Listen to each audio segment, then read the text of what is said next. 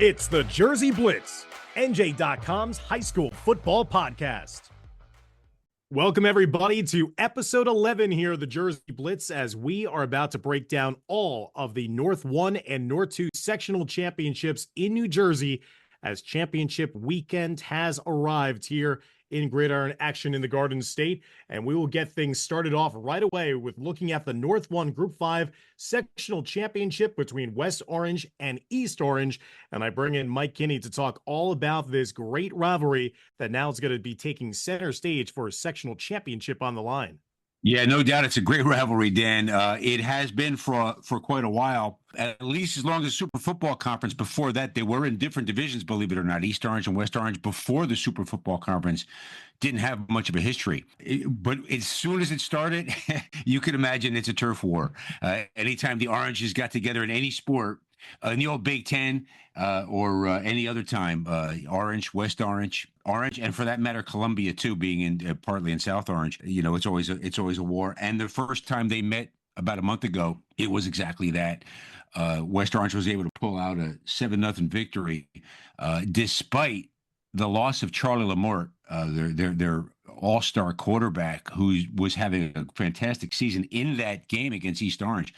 He was running the ball out of bounds. He got hit and fell against a track and fractured an elbow. And he was out for the season from that point. And has Brandon LeBlanca done a tremendous job stepping in, the junior quarterback, done a tremendous job of stepping in and just directing things for West Orange to get them through, not only to get them through the first two rounds of the playoffs, but he was fantastic last week against Piscataway in the semifinals because of the running of Farad Green. Farad Green did such a good job of running the ball. The offensive line did such a great job of just commanding the point of attack that LeBlanca was able to hit a couple key passes. He didn't throw much, but he was able to hit a couple key passes because of the way Green was able to get the box stacked with his running ability.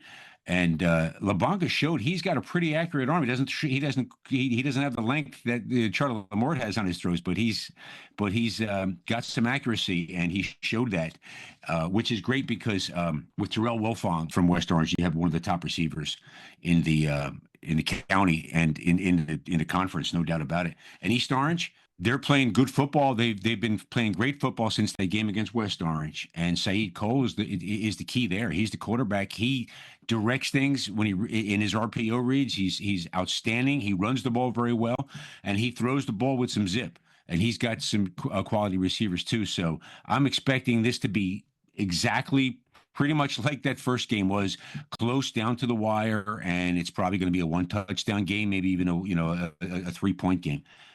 It's going to be a battle, and it's going to be a fun one. Looking forward to that between West Orange and East Orange in North 1 Group 5. And for North 2 Group 5, it's a rematch, Ryan Patti, of a sectional final that I called last year in Wayne. This time around, the setting is going to be in Union City, as top-seeded Union City takes on the sectional champs in Passaic Tech. Yeah, Dan, I've said it before with Union City on the podcast. They do everything well. Their wing tee is the best I've seen it in my time following high school football up here, which has been about a decade now. And I think what makes it so good is that it's unpredictable. I mean, in years past, you could say, Damon Pilato is going to get the ball here, or, here comes Elijah Rose. But that's not the case here. You have no idea who's getting the ball when they run it on any down and distance. And what makes this offense really special is that they could throw it. I've talked about Xavier Rodriguez on here before and how good of a deep ball he could throw, and the weapons he has in the receiving game, and Khalil Sutton, Kingston Evans, and Kareem Hector. The defense has so many pass rushers. The linebacking core is sick. They have a bunch of kids who can play in the third level of the defense, and they run kicks and punts for touchdowns. They have a kicking game, and everything about this team is just really, really good. And it's a team that can win a state championship. And as for Passaic Tech, they always say that, they might not have the Power 4 talent, but, they have good athletes and great high school football players that stack up with some of the best. Matt Demres has built one of the top cultures in the state. He gets kids to buy in and believe that they can do anything and beat anyone. They lost a lot of kids from last year. And, I've said on previous episodes that the confidence and moxie of this team hasn't wavered, even though they've lost all those kids. When they make a big catch, they make big catches when they have to. They they make interceptions when they're needed. Kids like Joel Perez make those kind of plays happen. And, I can confidently say that, a kid like Ian McDuffie is one of the most dynamic underclassmen in the state.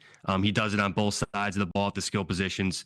The quarterback play of Gabe Miles has been very smooth. He hasn't thrown an interception in over a month. In the sectional semifinals, when this team needed big boy football, that's what they call it. Aaron Mendoza, power running back, went for a career high 165 yards and 3 touchdowns. Mendoza, the defensive lineman, he's only situationally used on offense, but he stepped up in a big way against Elizabeth. And this team plays with a ton of pride. They play with no fear, and they do whatever it takes to win. And this game's going to be absolutely outstanding. Ryan, in calling the game in this final a season ago, I saw one of the things that really hurt Union City was their inability to throw the football. I know that they have, maybe as you said, the best wing T offense in the state. Do you think that Passaic Tech is still going to be trying to force them to throw the football in order to beat them? Yeah, I think the thing with Passaic Tech defensively is that they do such a good job against that wing T. We're going to find out here because obviously, I mentioned all those kids that they graduated, Trayshawn Dye being one of them. All-state kid last year, one of the better linebackers in the state. Obviously, we know him for his ball carrying ability, but tackling wise, he's right up there. His brother Trayvon was a stud as well, and then they lost a couple other kids in that front seven. So we're going to see how they defend the wing T. I think that they're still coached well enough to do it. We're going to see if they have the kids to do it. I don't think they've played a team like Union City yet. In the ground game, what they can do. But the threat of Union City being able to throw the ball is what makes this so fascinating because, Passaic Tech's got studs on the boundaries at corner. I'm really interested to see, on a deep ball, what, who wins that jump ball. Khalil Sutton, I've seen him win, a bunch of deep balls, against Irvington earlier this year. I got the chance to see him live, and he's fantastic. And, Kingston Evans is going to play Division I football, and Kareem Hector's going to Stony Brook. So I'm really excited to see those athletes go up against the guys that Passaic Tech has, if we do get the chance to see some passes. So that's going to be another great matchup in store. Now we shift to Group 4. North 1, Group 4, Morris Knolls, the top seed, taking on number 3 seeded Ramapo. Luis Torres, I was witness to an incredible comeback victory for Ramapo in the last round at Ridge. The Raiders were down 27-7 in the third quarter. Everything was moving in the direction of a Ridge blowout victory, and the Raiders settled things down, and they scored 21 unanswered points to win in thrilling fashion, 28-27. The question is, which defense can show up? Can Ramapo stop Knowles' run game in your mind? And does the defense have the ability to limit Ramapo's passing game in Knowles' mind? You talk about the Morris Knolls defense matching up against that high-flying Casey Grusser-led offense. I think this is a match of two very contrasting styles offensively. Of course, you talk about Ramapo and what they want to do. They want to go up tempo, spread you out, kind of in what Nick Gattuso and Jose Resto, the off the corner, they've kind of done there in the first year. The kids have really bought into that scheme and gotten better. I mean, they've won 7 in a row. You touched on their comeback win last week against Ridge. You don't come back from 20 points without showing some grit and toughness and fighting through some adversity there. And I'm curious to see kind of how Morris Knolls' defense kind of approaches this game because, like I mentioned, Ramapo wants to spread you out, and Knolls has kind of faced some teams that some spread offenses. I mean, last week they took on Mount Olive, who kind of does want to spread you out, but they also want to run the ball as well, and they don't go as up tempo as much as Ramapo does. Early on in the season, they played Bridgewater Raritan, who is mostly pass, and they were dropping 6-7 guys in coverage, sometimes 8, and only having 3 down linemen at a time rushing the passer, and it worked well for them. And I'm curious to see kind of how they approach kind of everything on that end. And I'm curious also to see, and Ryan can touch more on that, on the Ramapo side, is how does Ramapo's defense kind of match up against Morris Knolls' triple option offense, and kind of that spread option that Brian Gallagher has kind of brought from his time at Boonton and his success that I've touched on in podcasts and weeks ago, the success that he had over there. And how does Ramapo, I mean, last year they faced Mainland in that state championship game, and Mainland with their wing tee was able to kind of run all over them. So Morris Knolls this year has been 90% run, and they're going to run the ball. They're going to establish the run, and I think they're going to try to control clock here more so than previous games where they've been able to hit those big runs. I think they're going to want to keep their defense off the field as much as they can, because I'm not exactly sure if they faced an offense like Ramapo's yet this year. And I think they're going to want to get the old saying, three yards in a cloud of dust, and continue to pick up those first downs and create new series. So I think Ryan can touch more on Ramapo and kind of how they match up against Knolls' offense. Ryan Patti, as Luis just mentioned, what can Ramapo do to slow down this run game? They had their troubles with Ridge and Stieglitz running wild all over them in the first half, and then even in the beginning of the second half, it was more because of their offense just being on another level that it helped their defense then relax a little bit more. What can Ramapo do to stop this Morris Knolls run game? Yeah, the question of what the run defense can do has to be the burning question in everyone's head in this game, because of what Luis mentioned, that they got torched by Mainland in last year's Group 4 final. So you wonder, what they could do up front against that run game. And, it's a new year. We're going to see this matchup on Saturday, but Morris Knolls is a triple option offense, unlike Mainland's wing T. And, Ramapo saw the wing T this year against Ridgewood. Ridgewood, Colin Burns went on a couple long runs for touchdowns against them, and Ridgewood kind of pulled away in the second half there. But, there's winners on this defense. I mean, you look at a kid like Zach Darwish. He's one of the top linebackers and hardest hitters in North Jersey. You look at a kid like Dylan Rosano, who can roam into the box and make plays. He's also chipping in, in the backfield offensively for them now, but defensively, he's, one of the better defensive backs in North Jersey. And Carter Cooney's found a role in this defense as a sure tackler. He's one of their top tacklers statistically. And these kids all have smarts too. And, they're upperclassmen, some of these kids. And, it's important against complex offenses like the one Morris Knolls has, to have that football IQ that some of these kids have. And, fundamentals like tackling, gap assignments, that's all huge when defending the triple option. And, we're going to see it all play out on Saturday. Shifting now to North 2 Group 4, it's Phillipsburg, the top seed, taking on third-seeded Northern Highlands. And Ryan, what has led to the last 2 weeks of success for Northern Highlands, and can they keep it going? We certainly saw in person a couple of weeks ago Northern Highlands take care of business at home against Westfield, but what is making this team tick with all the injuries in their lineup and out of their lineup? I mean, you saw it firsthand in that first round, Dan. The play of Chase Calarco has been sensational, and it has to start with him. The injuries to Nate Johnson and Matt Boydell were devastating at quarterback and running back, respectively, but Calarco has given this team an incredible boost in the backfield. I mean, in 6 games, he has 680 yards and 11 touchdowns on just 107 carries. He also has 147 receiving yards and a score. And on defense, he's one of the team's better tacklers, and his ground game is important for keeping that defense rested. But we've seen this before from Northern Highlands. I mean, I'm not all that surprised that they're making a deep run. They always peak at this time of year.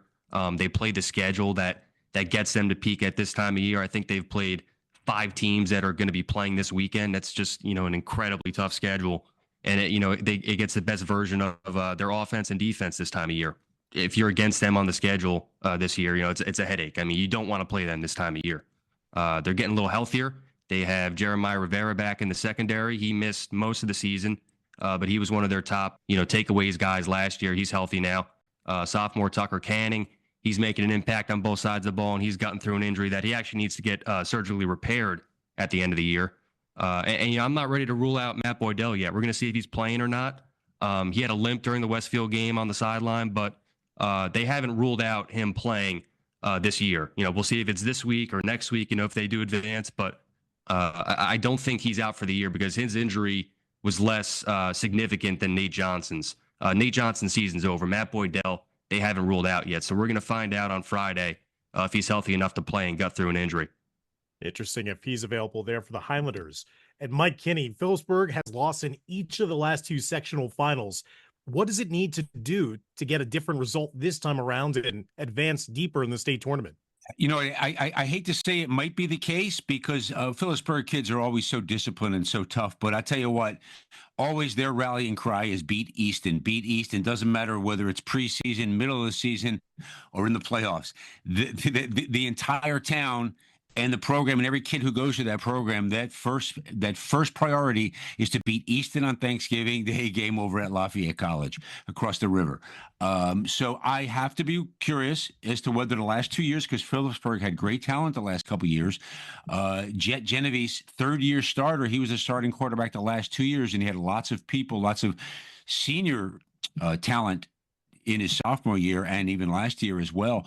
And yet, when they got to the sectional final, Phillipsburg sort of, they sort of faded. And then they came back and they walloped Easton in both the last 2 years. So it makes you wonder whether, this group of guys, Easton is so much on their mind. However, I did speak with Jet Genovese earlier in the season. He said these guys, this is his senior year, his senior class. Matthew Skirbo, who is an outstanding receiver, and bunch of other guys, Ben Corey on the line of scrimmage, and Jaleel Dooley defensively. Bunch of seniors on this team who want to do more than beat Easton. They said it's still a priority, but these guys want to get away. They want a state championship. So I believe that this team is really determined, and things are going to change a little bit. And I think they're going to take care of business. But I'll tell you what, Frank Duffy, the head coach at Phillipsburg, he told me he has great respect for the physicality and the toughness of Northern Highlands. And there's no doubt about it that they've shown that the last couple of weeks in the playoffs, despite the injuries they had. And one of the proofs right there is someone Phillipsburg knows very well. They shut out Westfield in the first round. Northern Highlands did. And Phillipsburg beat Westfield the first game of the season. Their offense was clicking, Phillipsburg, but Westfield scored 17 points. So Phillipsburg's a little concerned, I think, with the way Northern Highlands is playing defense right now. So they have to have things. They have to have their game in place. And Jet Genovese does a great job of balancing things. What is fabulous about this Phillipsburg offense is not only Jet Genovese, who throws the ball very well and can run, doesn't run as much as he did as a sophomore because he keeps himself healthy. And he's got, again, Matt Skirbo is an outstanding receiver, one of the best in the state, no doubt about it. But their running balance is pretty remarkable. They have rushed for 2,300 yards as a team. Not one kid on this team is over 700 yards rushing. That's how deep they are and how balanced they are. You never know in their multiple eye who's really going to get the ball. So you can prepare as much as you want for Sam Deck or Sincere Gilmore or Felix Matos, but three other guys might hurt you more. So that's what's great about this team, and they play good defense too. Looking now at North 1 Group 3, Pascack Valley taking on Riverdale in a 1-7 matchup that also happens to be a rematch from a game that happened a couple of weeks ago in the regular season when Pascack Valley won against Riverdale 35-7. Ryan Patti, what does Pascack Valley have to do to once again have the winning answer against the Golden Hawks? Yeah, Dan, I've talked on here before about the the quote unquote pick your poison factor with Pascack Valley's RPO offense. You can either defend the run and dare Adam Shaw to beat with his arm, or you can focus on the pass option in the RPO and roll the dice against Shaw and Kevin Regula in the run game. The Panthers got the best game of the season from Shaw in this one in Week 7 when these two met in a 35-7 game. He threw for a career-high 4 touchdowns, and he also rushed for a touchdown and almost 100 yards. Riverdale keyed in on Regula, and Shaw ended up gashing them. So, he's one of the top dual-threat quarterbacks in Group 3, and Regula has proven to be one of the more premier running backs in Group 3. So that's kind of where it becomes pick your poison. But they need a smooth operation offensively in this one, and they're going to have to deal with the tougher challenge this time of 4 quarters of Zion Yoon. He didn't make it through the full game in the regular season. He only played in 2 plays. Physicality is also big for Pascack Valley here. That's kind of been the focal point for them all season. They hit hard. They play until the whistle blows. So making tackles, getting third down stops is huge in a game like this. And, the more momentum building plays Riverdale hits, the more they're going to feel like they can win this game. So Pascack Valley's got to tackle, got to get off the field. And for Riverdale on the other side of things here, Ryan, as a number 7 seed, they've been the darlings of this bracket, finding ways to upset victories, 1-point margins each time. After a few of these gutsy wins, is this a completely different Riverdale team than we saw a couple weeks ago in that 35-7 loss against Pascack Valley? Yeah, absolutely, Dan. I mean, this Riverdale team has become special, and everything Coach DJ Nymphius told me he was hoping to see before the season, he's kind of getting a pretty good look at it now. I mean, the kids have learned from the down years of the past couple of years, and they're playing with confidence. It's almost if like they hadn't been through those bad years. and kind of like they've already been there before. So, the season was on the line, the past 2 weeks at the 2-point conversion line, and they converted both times. I mean, that tells you what kind of confidence that Nymphius has in his team, and the kind of guts that his kids have. And I just spoke about how important 4 quarters of Zion Yoon should make things, and he's kind of just the source of energy for the Golden Hawks. I mean, he has over 1,000 passing yards on the year, and 7 touchdowns and just 4 interceptions in what's essentially been 8 games with the time he missed and having not pretty much played in that entire game against Pascack Valley the first time. So he's also a good runner, very good dual threat kid. He's got 320 yards and 12 touchdowns. And they're going to need him to play his best. I mean, most importantly, I think they're going to need to match the physicality of Pascack Valley, like I just talked about. Pascack Valley, very, very physical team. But that's kind of the identity that Riverdale has. DJ Nymphius told me 2 off seasons ago, and he put it in perfect words. Like, they're not, the biggest kids coming off the bus, but, they're always going to play hard. And that's exactly what they need in this game. They have to play hard and give Pascack Valley 48 minutes of hell for them to win this game. In the other Group 3 sectional final in the North 2 Group 3, we will also have a rematch from a regular season matchup. Number 1 seed Old Tappan taking on number 2 seed West Essex. And Ryan, Old Tappan won a 19-7 final in the matchup in the season opener for both teams, which seems like an eternity ago. What did the Golden Knights have to do to get that same outcome this time around and hoist another sectional championship? Well, they got to get off the field, Dan. You have to get off the field against wing T teams. And the failure to get off the field in the second half is why Old Tappan's season ended against West Morris last year.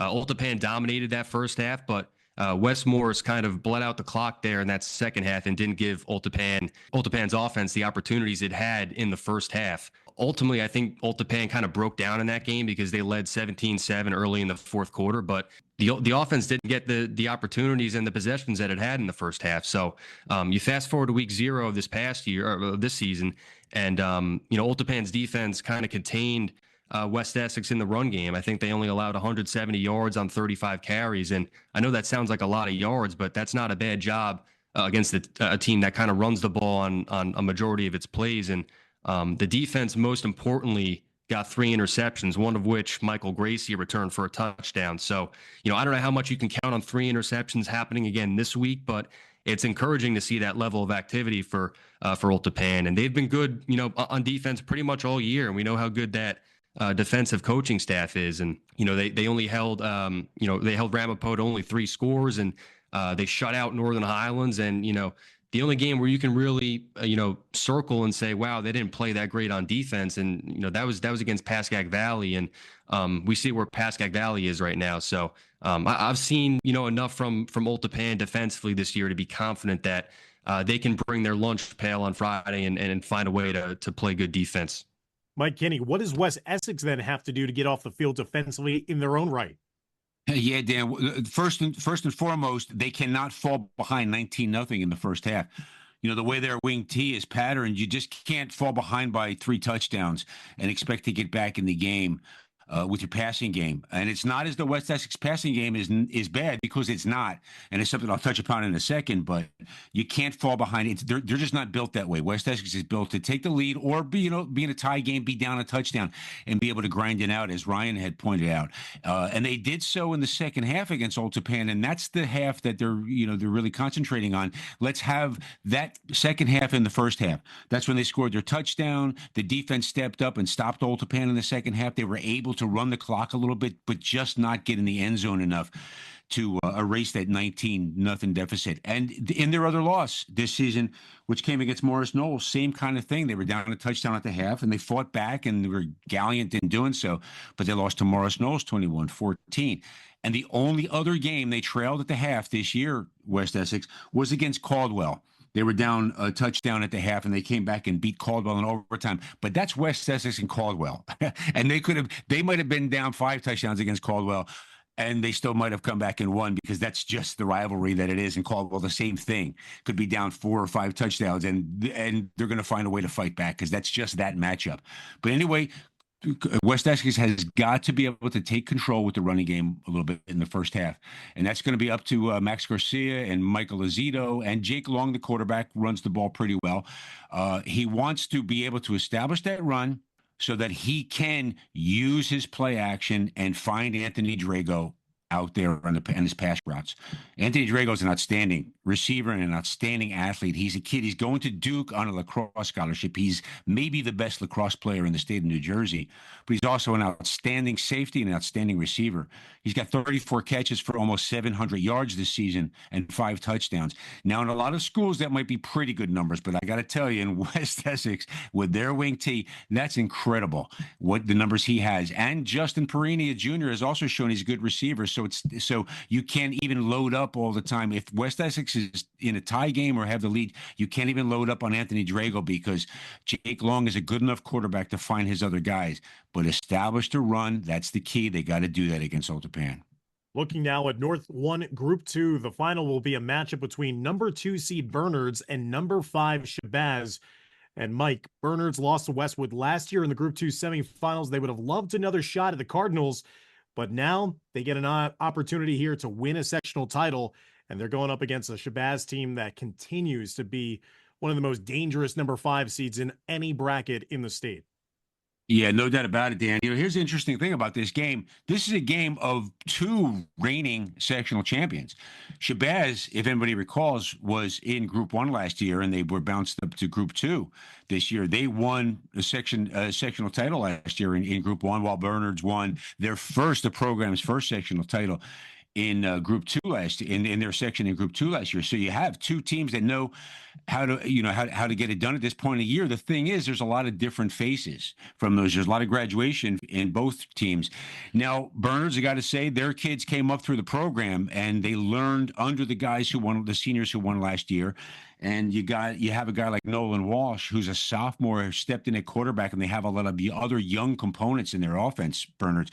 But these guys came up through the program. They know how to run that offense. And Nolan Walsh has done an unbelievable job this year as a sophomore, first year starting. He's passed for almost 1,800 yards. He uses his receivers very well, and the running game is pretty solid with another sophomore, Patrick Carlisle, leading that. So it's pretty amazing what they've been able to do with so many young guys. But you come up through a program that's been winning. Then they go, they've been winning the last 10, 12 years under John Simoneau. But now you get it done, you win a championship, and kids learn how to not only play in big games, but how to practice during the weeks in big games. Shabazz got it done a little differently, I got to say. They got it done. They got some heavy-duty transfers who came in. Those guys, several of those guys, Romello Tables at quarterback, Jalen Klein at running back. He came from St. Peter's. Tables came from Clifton, and Shamar Myers is an outstanding linebacker who came over from Orange. They sat a couple games, and in that process, some of the young guys got experience, but Shabazz struggled at times. And when those guys when they were eligible, they struggled a little bit too to gel. That's natural. When you got guys, no matter how excellent they may be as athletes, and these guys are, Tables can throw a long ball. I'll tell you what, he's got as strong as an arm as anybody in Essex County. And Jalen Klein is a pest with the football. If he gets to the second level between the tackles, he's going to make some great moves and go. And if he gets out on the perimeter, he can burn people, and he's gone. And he showed that against Caldwell 2 weeks ago in the first round. So Burns has to deal with those athletes who are beginning to gel and play good football together now. They're really starting to, do what Coach Naz Oliver wants them to do and has coached them up to do the last couple of weeks. And now that they've got some familiarity with one another, they're looking really good, and Bernards has to play a really disciplined, tough game defensively, and they can, and they've done it all season. Terrence Hanratty is the leader of that defense in the middle at linebacker, and he's as tough and as smart and as prepared as anybody in the Big Central Conference. He is an outstanding linebacker. Shabazz is going to have to deal with him. Bernards has to keep Klein from getting out on the perimeter, and their secondary has to stop Tables from going over the top. So that's it. Shabazz is gelling, and Bernards is showing what an unbelievable program it is with these young guys who've come up who had very little varsity experience last year. It's going to be a fun game. In North 2, Group 2, the top 2 overall seeds advance to the final, as number 1 Glen Rock is going to be playing host to number 2 Hanover Park. And Luis Torres, for one of these teams, they will snap a long sectional championship drought, which is going to make this an even more fun matchup, seeing Glen Rock take on Hanover Park. Yeah, one team's going to make history here, and what a year it's been for both those teams. I mean, Glen Rock's going to be looking for its first sectional title since 2002, while Hanover Park's going to be looking for its first sectional title since 1990 and just their second overall in program history. You talk about two coaches who've done a phenomenal job this year at their respective schools. Kyle McCourt in his first year at Glen Rock, getting that team to a 9-1 record so far, making the NJC final, and getting those guys to kind of believe in him. And he's been a part of that Glen Rock community for a number of years now. And you look over on the other sideline, you have Dan Fulton kind of getting back to another sectional final. They went to the sectional final in 2001 and ran into one of those gaudy Caldwell teams, and Caldwell kind of took care of business then, now 3 years ago. So different kind of interesting styles and styles here on this matchup. I mean, you're going to have Glen Rock and quarterback Nick Atme, who was phenomenal last week in the semifinal win over High Point. He just makes plays. I mean, he's able to kind of extend plays with his legs. He's probably going to be, I spoke with Dan Fulton earlier today, and he said Atme is probably going to be the fastest kid on the field on Friday night. And he's not the biggest kid. He's probably 5'7", 5'8", but his ability to kind of hurt teams and hurt defenses with both his arm and his legs is going to be a factor here. So I think Hanover Park, which is very fast laterally. I mean, I saw them against Pequannock now over a month ago, and they kind of handled Pequannock's wing T, and Pequannock really couldn't get anything going laterally, sideline to sideline, because Hanover Park has the speed with its linebackers to run sideline to sideline. So I'm curious to see how Hanover Park kind of approaches defending at me, in terms of, will they have a spy on him? So, a player like maybe a Hector Lopez or Joey Philippone kind of spying at me, just try to keep him contained, because it's going to be really hard, because no team has been able to do that this year outside of maybe Butler in that NJC championship game. And on the other side, Hanover Park, their offensive line is going to have to play really, really well. Glen Rock has one of the best defensive linemen / offensive linemen in North Jersey, and Pete Langerman, who's going to Bucknell. He's had an incredible season. I think he's up to like 22 tackles for loss this year. So he wreaks havoc every single game, and I've seen him now twice, and he's always around the ball on defense, and he's always protecting at me kind of as he plays left tackle. So Hanover Park kind of is more of that RPO offense. Joey Burrell's had a really good season, and that Hanover Park offensive line is going to have to play really, really well to give Joey Burrell some time there in the pocket while he's making those decisions, kind of either to hand it off or finding one of his weapons, like a Joey Philippone kind of on the outside. So there's going to be history made, like you mentioned, Dan, and I think this is going to be one of the better matchups here on Friday night. And taking a look now at the Group 1 sectional finals in the North. North 1, Group 1, it's number 1 seeded Butler taking on number 3 seeded Mountain Lakes. And Ryan Patti, is Butler's vaunted defense ready for what Mountain Lakes can bring with their dominant ground game? Yeah, Dan, that's the burning question. I had the pleasure of seeing Butler in person in the NJC final against Glen Rock, and they looked really good on defense, kind of in all facets. I mean, the pass defense impressed me most. I can't tell you how many passes they batted down on 3rd and long and 2nd and long, just kind of getting off the field and doing whatever they have to do there with the pass defense. But the run defense was pretty good too. They didn't let Nick Atme or Matt Boitsis break off a big run. Glen Rock did have 147 yards on 37 carries, but, Butler did a very good job of not allowing the big play there. And, I think it's probably easier to break Butler's defense down with the run game as opposed to the passing game. Neither's easy, but I think the run defense might be a little more vulnerable. I think what's good for Butler, and why I tend to lean Butler in this game, is that head coach Jason Luciani has been doing this for a long time. He's very familiar with the wing T offense, and I asked him his comfortability against it with the current team he has, and even though Butler hasn't defended the wing T this year, they haven't played against a team that runs it. They did defend it in the scrimmage, and he thinks that that's enough, to have his defense prepared, and his coaching staff is very prepared to defend it as well. He's very familiar with Darryl Fusco. He used to coach against him, in years past, and he's got a lot of respect for Mountain Lakes as a program. But overall, I kind of trust Butler to get the job done here defensively, and do whatever it takes to stop what Mountain Lakes has to throw at them on Friday.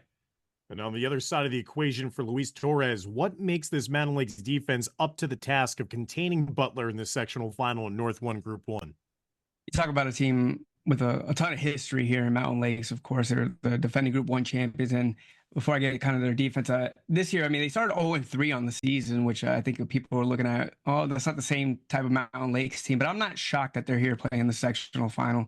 Daryl Fusco told me before the season that he's like, our 3 toughest games might be our first 3 games of the year, regular season wise.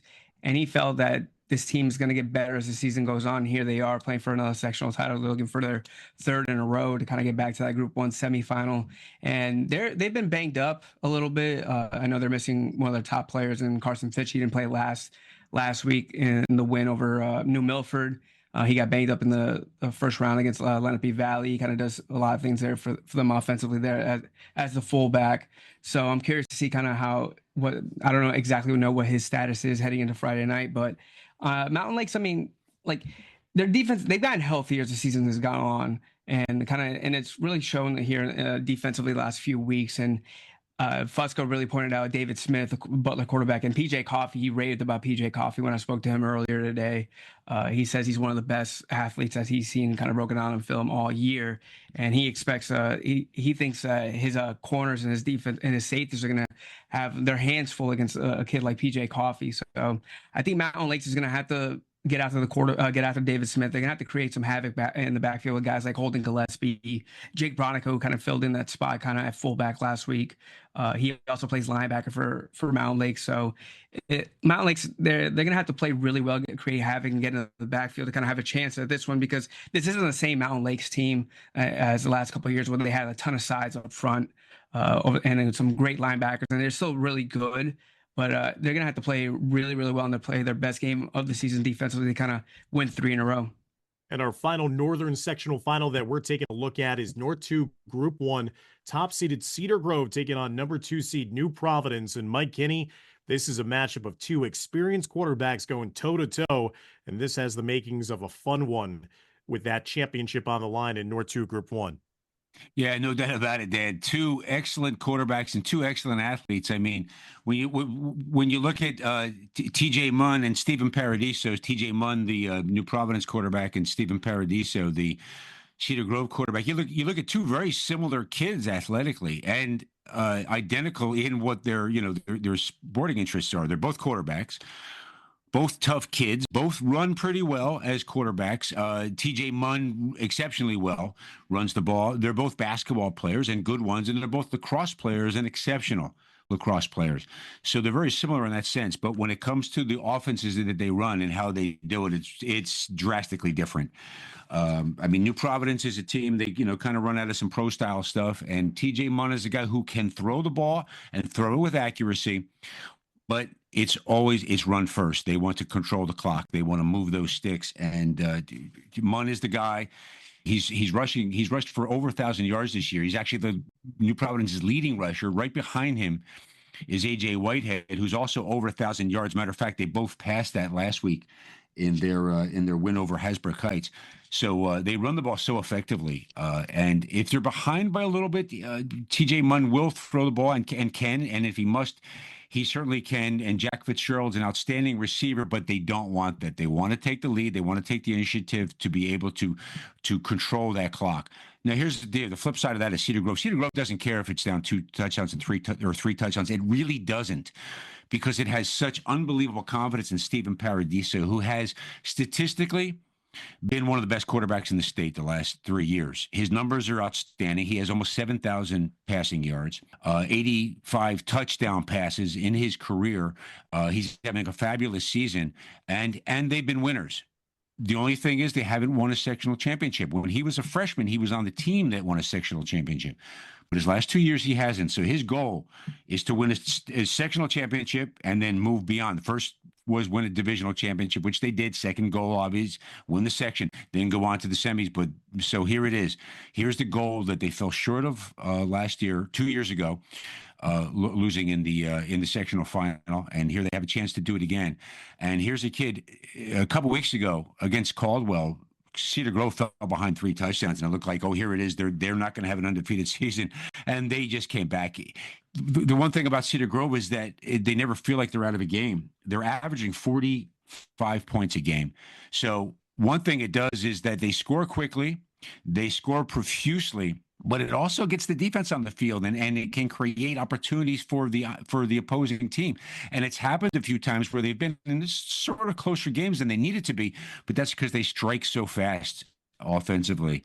Paradiso this season, he's nearing 3,000 yards passing. Tremendous. He's already a record holder at Cedar Grove. He's got outstanding receivers in Jackson Maurice, who's got 1,300 yards receiving and 17 touchdowns. Nick Russo has almost 60 catches for 650 yards and 10 touchdowns.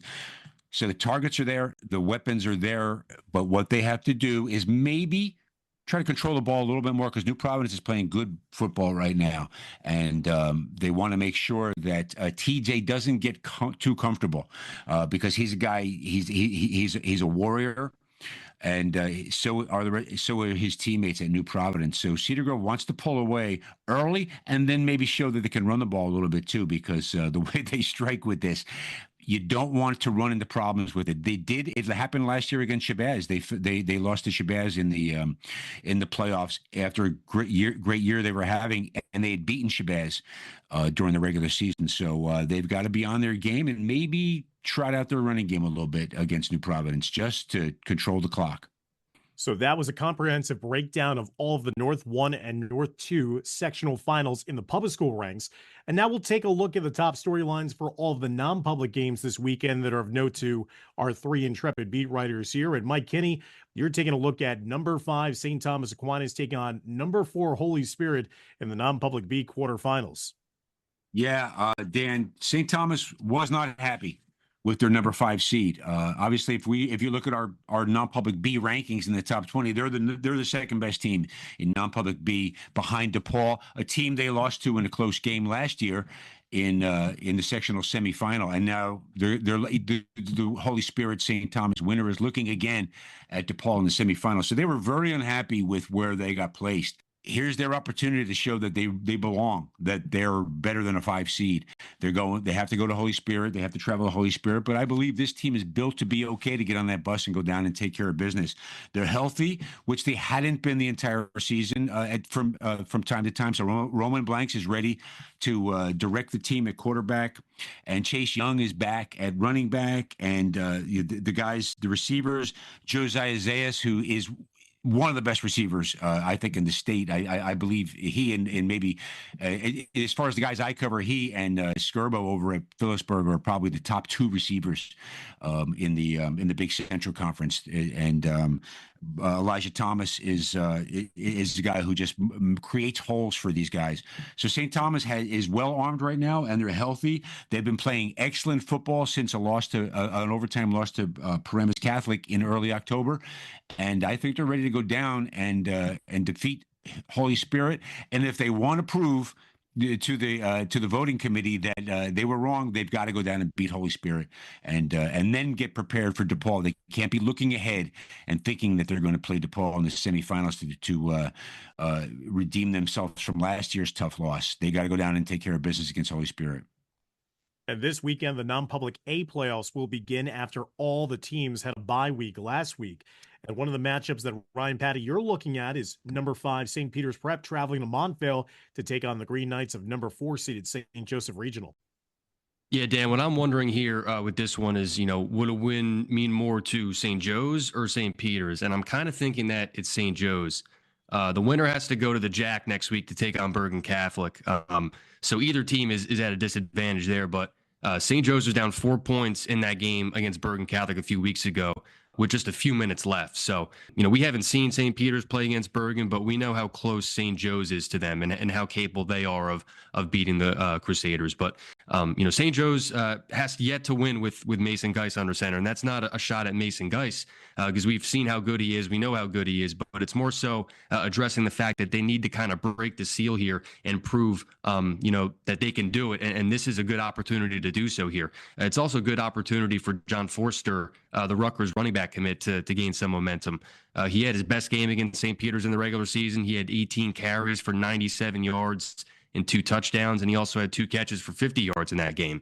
And this seems like the perfect moment for him to start playing the best football that he's played all season. And I think if St. Joe's wins and Geis and Forster both play to their potential, I think that is what could give this team belief that they could kind of, go out and beat anybody and do anything. And we know how good St. Peter's is, though. Offense very good. And a few St. Joe's mistakes can put St. Peter's right in that game and give them a chance to win. So I'm kind of interested to see how this all can play out.